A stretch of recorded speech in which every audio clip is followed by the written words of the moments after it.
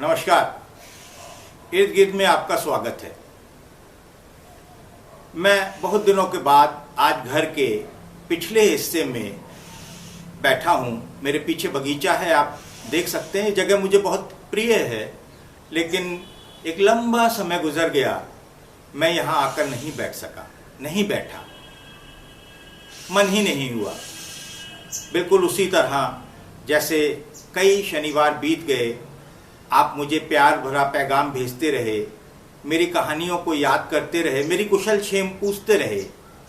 आपने बहुत प्यार दिया मुझे, मैं उसके लिए बहुत आभारी हूँ और कामना करता हूँ कि ये आपका प्यार मुझे सदा मिलता रहे, हमेशा मिलता रहे। तो चलिए, बहुत हो चुका, अब मैं आपको सुनाता हूँ कहानी फिर से। खलील जिब्रान की कहानी। धूप सेकते हुए 3 कुत्ते आपस में बात कर रहे थे। आंखें मूंदकर पहले कुत्ते ने जैसे स्वप्न में बोलना शुरू किया। कुत्ता राज में रहने का वाकई अलग आनंद है, अलग मजा है। सोचो, कितनी आसानी से हम समंदर के नीचे, धरती के ऊपर और आकाश में घूमते हैं। कुत्तों की सुविधा के लिए आविष्कारों पर हम अपना ध्यान केंद्रित रखते हैं। अपनी आँखें, अपने नाक और अपने कान सदा खुले रखते हैं ताकि कुत्तों को सुख सुविधा प्रदान करने में हमारी भी भूमिका हो।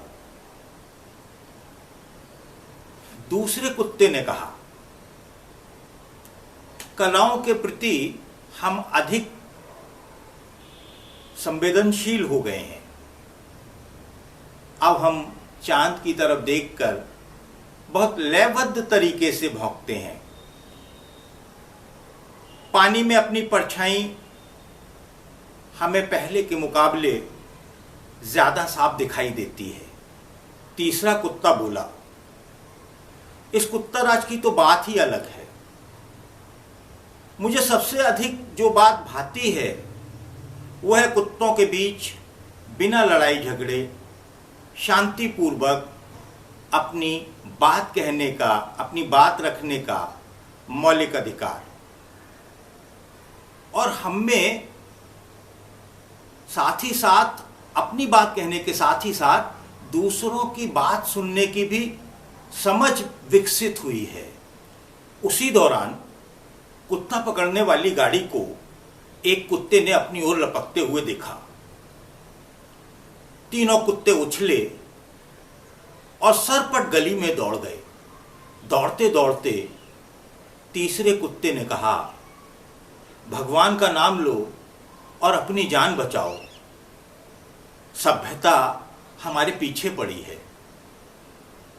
तो मित्रों, ये थी खलील जिब्रान की कहानी। आपको कैसी लगी हमको अपनी प्रतिक्रिया में बताइएगा। आप अगर पहली बार आए हैं तो चैनल को सब्सक्राइब कीजिएगा। मेरी कहानी और कहानी पाठ अगर आपको पसंद आया है तो लाइक कीजिएगा और अपनी प्रतिक्रिया ज़रूर दीजिएगा।